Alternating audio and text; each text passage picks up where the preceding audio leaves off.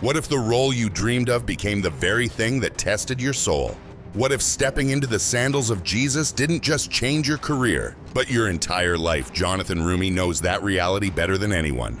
Today, he's celebrated as the face of The Chosen, the series that's redefined how millions view Jesus Christ. But behind those serene, on-screen moments lies a story few know, a journey through poverty, despair, and spiritual warfare that would push him to the breaking point and beyond. This isn't just the story of an actor landing a big role. It's the story of a man who fell to his knees, broke before God, and discovered a mission far greater than himself. And as we peel back the layers, you'll see why Jonathan's path speaks to every one of us who's faced failure, fought invisible battles, and wondered if God was still listening. Over the next few minutes, we'll explore how Jonathan went from near homelessness to becoming the face of a global faith phenomenon, the incredible rise of The Chosen, and why it resonates so deeply with audiences, the unseen struggles on set moments that felt less like acting and more like a spiritual battlefield, and the powerful lessons about faith, perseverance, and purpose that we can all take away from his story. But here's the twist. This isn't just about Jonathan. It's about you. Because at some point, life will back you into a corner where you have nothing left but prayer. And when that moment comes, what will you do? Stay with me, because this isn't just entertainment, it's a raw, unfiltered look at what happens when God takes the script of your life and flips it upside down. Before we dive in, hit that like button, subscribe for more stories that matter, and let me know in the comments, have you ever had a moment where prayer changed everything for you? Let's begin. When you see Jonathan Roumie on screen, radiating calm and authority as Jesus, it's easy to assume his life has always been steady. But just a few years ago, Jonathan's world looked nothing like the picture of peace we see on The Chosen. In fact, his life was falling apart. Jonathan grew up in New York, born on July 1st, 1974, to a family with deep roots in faith and culture. Like most kids, he dreamed big. At first, it wasn't Hollywood calling his name, it was the stars. He wanted to be an astronaut, to explore the farthest corners of space. But somewhere along the way, his curiosity shifted from the galaxies above to the magic of film. By his teenage years, he knew where he wanted to be behind the camera, shaping stories that could move people. That dream led him to film school in New York, where he studied production and special effects. For a while, it seemed like a perfect plan, but reality hit hard. The training was underwhelming, the opportunities scarce. Jonathan didn't give up, he pivoted. If the door to special effects was closed, maybe acting could be the key. He started small, like most dreamers do, voice work, background roles, odd jobs on sets. He scraped by, holding on to the belief that if he worked hard enough, his big break would come. But Hollywood isn't kind to those who wait patiently. By 2018, Jonathan was 44 years old and living alone in a tiny Los Angeles apartment. His savings were gone, jobs had dried up. He was broke, behind on bills, and out of options. In an interview later, he would admit the truth most actors never say out loud: I was done. I couldn't do it anymore. That night, sitting on the floor of his apartment, Jonathan broke. He dropped to his knees, tears streaming down his face, and prayed a prayer that changed everything. God, I can't do this alone anymore. If you want this career for me, take it. If not, take the desire away, because it's killing me. It wasn't polished or poetic. It was raw desperation, a man surrendering his life because every other plan had failed. And here's the thing, when you come to the end of yourself, that's often where God begins. 3 months later, the phone rang. On the other end was Dallas Jenkins, a director Jonathan had worked with years before on a small project. Dallas had an idea, an ambitious one, a series about Jesus, told in a way no one had done before, deeply human, deeply authentic. He wanted Jonathan to play the lead. Imagine that. One day you're wondering how to pay rent. The next you're being asked to portray the most iconic figure in history. Jonathan didn't hesitate, but he also didn't fully grasp what that yes would cost him. At the time, The Chosen was a crowd-funded dream, not a global phenomenon. No studio backing, no guarantee it would even make it past the first season. Yet something inside him knew this wasn't just another role. This was a calling. And calls like that don't come twice. Here's a question for you. Have you ever been in that place, completely out of options? only to find that surrender opened the door to something far greater than your plans. If so, stick around, because Jonathan's story is about to show you what happens when faith collides with purpose. That leap of faith led to the birth of The Chosen. And as the cameras rolled, something extraordinary began to unfold, something no one on that set could explain. When Jonathan said yes to Dallas Jenkins, he wasn't signing on to a sure thing. In fact, everything about The Chosen defied Hollywood logic. It wasn't backed by a major studio. It didn't have an unlimited budget, and it didn't fit the traditional mold of religious films that come and go without leaving a mark. This was something entirely different, and that difference became the secret to its success. Dallas had a bold vision, a multi-season series that wouldn't just retell Bible stories, but would breathe life into them. These wouldn't be distant, stoic characters wrapped in mystery. They would laugh, cry, argue, doubt, and love, just like we do. Jesus wouldn't hover like a flawless statue. He'd feel approachable, someone you could imagine sharing a meal with.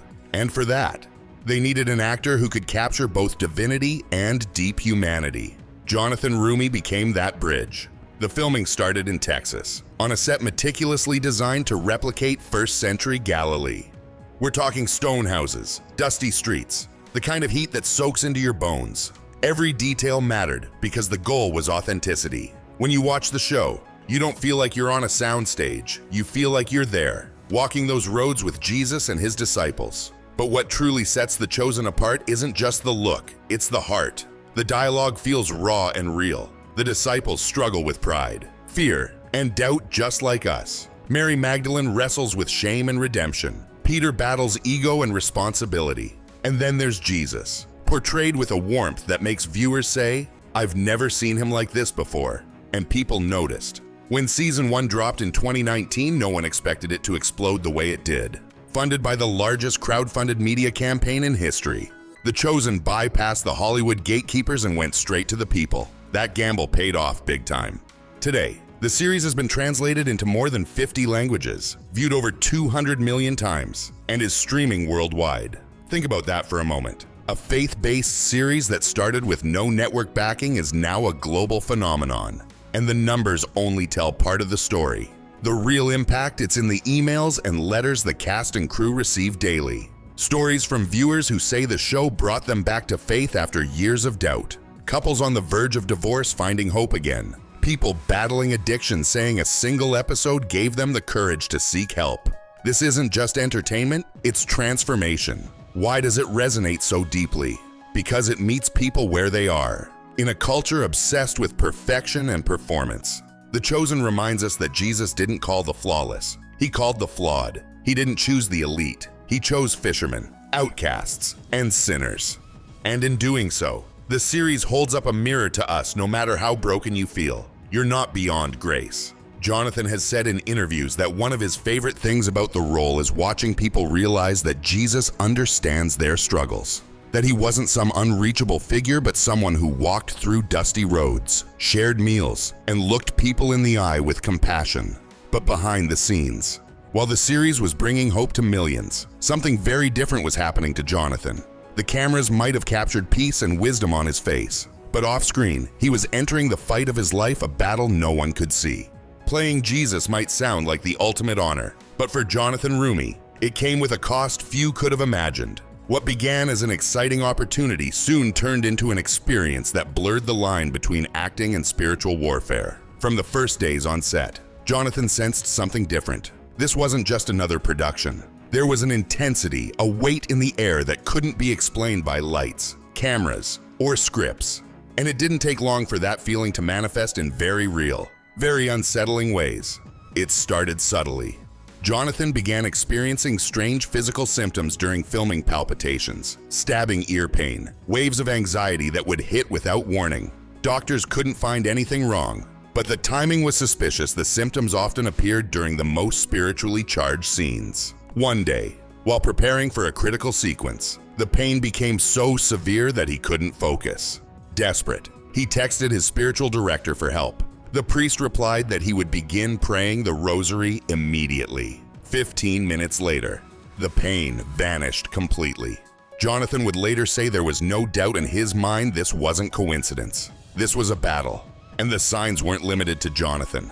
Cast and crew witnessed odd, unexplainable occurrences, sudden gusts of wind during miracle scenes, lights flickering before major takes, a sense of presence that left even seasoned professionals silent and wide-eyed. One cameraman, visibly shaken, stopped mid-shoot and asked, "Did you feel that to some?" These might sound like mere technical glitches or tricks of the imagination, but for those who lived it, there was no denying the spiritual weight pressing on every moment of production. Jonathan has spoken candidly about how draining some days were emotionally, physically, spiritually. Scenes that looked serene on screen often left him shattered inside. Take the Sermon on the Mount. Hundreds of extras stood under the blazing Texas sun as Jonathan climbed the hill to deliver Jesus' words. "Love your enemies. Turn the other cheek." He began speaking, but something strange happened. The words stopped feeling like lines from a script. They came alive, rushing through him with a force that made even the crew hold their breath. When the director yelled "cut," Jonathan walked away in tears, overwhelmed by a presence he could only describe as divine. But the hardest moments were yet to come. The betrayal of Judas was brutal not because of the lines, but because of the bond Jonathan had formed with the actor playing him. Acting that scene felt like being stabbed by someone you truly loved. For days after, Jonathan couldn't shake the heaviness. It was more than method acting. It was a deep, soul-level grief that clung to him like a shadow. And then came the Garden of Gethsemane, arguably the most crushing moment in Jesus' earthly life. And, for Jonathan, the most demanding of his career. To prepare, he prayed for hours, asking God for the strength to carry the emotional weight of what was coming. When the cameras rolled, he poured out everything: the anguish, the loneliness, the cry for mercy. Crew members stood frozen, some with tears streaming down their faces. When the director finally called cut, Jonathan collapsed. He later admitted, "I felt the whole world's pain in that moment." Here's what's remarkable: despite the exhaustion, the anxiety, and the invisible attacks, Jonathan never quit. He leaned harder into prayer, clutching the rosary, reciting the Divine Mercy Chaplet, surrounding himself with scripture. These weren't rituals, they were lifelines. Why? Because Jonathan understood something profound: the closer you draw to light, the more darkness will try to pull you back. Portraying Jesus wasn't just a role, it was a spiritual responsibility. And that responsibility meant fighting battles most of us will never see. Have you ever noticed how the most meaningful things in life, the things that truly matter, are often the hardest? That's not an accident. It's because purpose always attracts resistance. Jonathan lived that truth every day on set. But what makes his story powerful isn't just the struggle, it's what came out of it. A performance so authentic, so layered with humanity and grace, that millions around the world felt something stir in their souls. Jonathan Roumie's story is more than behind-the-scenes drama. It's a mirror reflecting some of life's most profound truths. His journey reminds us that the greatest victories often come on the heels of our greatest surrender. Think about it. Jonathan didn't land this role when life was smooth. He got the call after hitting rock bottom, after crying out to God in desperation. And isn't that how it works for most of us? We fight, we plan, we try to control everything until control slips through our fingers. Then, and only then, do we finally fall to our knees and whisper the words Jonathan prayed: "God, I can't do this alone." That posture of surrender is uncomfortable in today's world. We live in a culture that glorifies independence, hustle, and self-made success. Vulnerability is often seen as weakness, but Jonathan's story flips that script.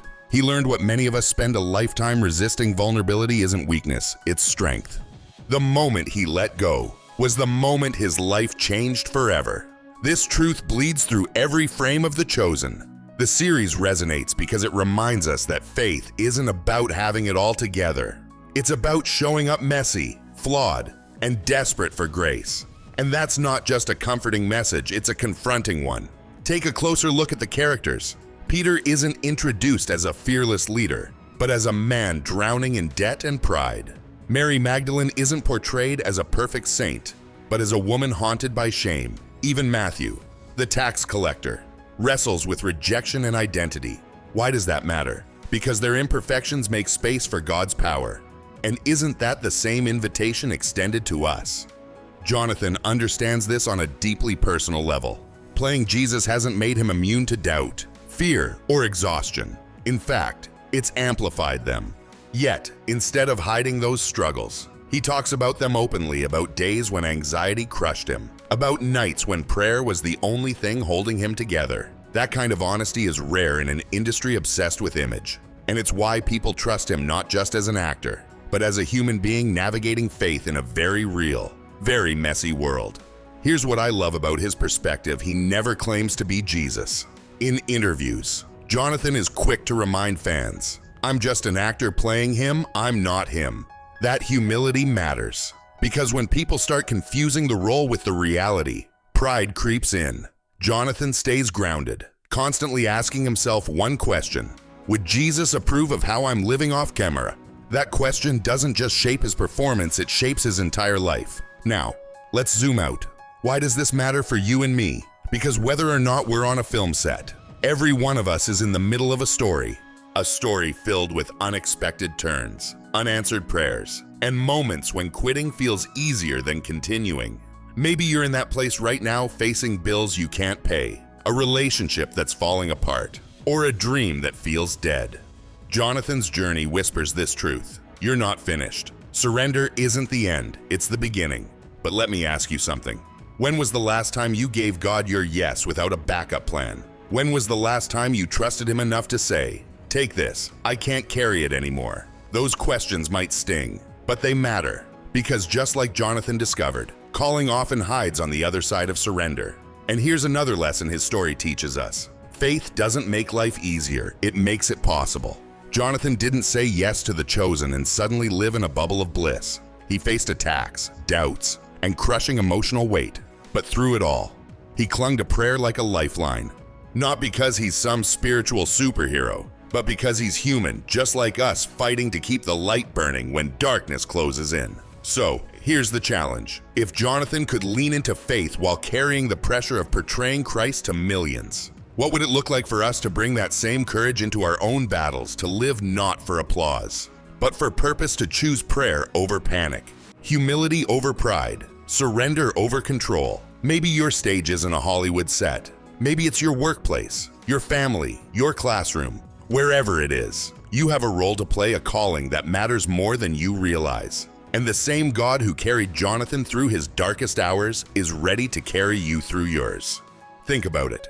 The moment Jonathan let go of his plans was the moment God opened a door he couldn't have imagined. And that door didn't lead to comfort. It led to a cross of its own, the weight of portraying Jesus, the scrutiny of millions, and battles so fierce they shook him to his core. Yet through every setback, Jonathan learned a truth worth holding on to. Purpose isn't born in the absence of struggle, it's forged in the middle of it. Maybe you needed to hear that today, because if you're anything like me, there are moments when life feels like that empty apartment Jonathan sat in, silent, suffocating, hopeless. And in those moments, surrender feels like losing.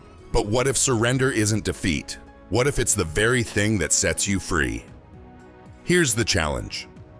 The next time life presses you to the ground, try this: drop the illusion of control. Hand it over.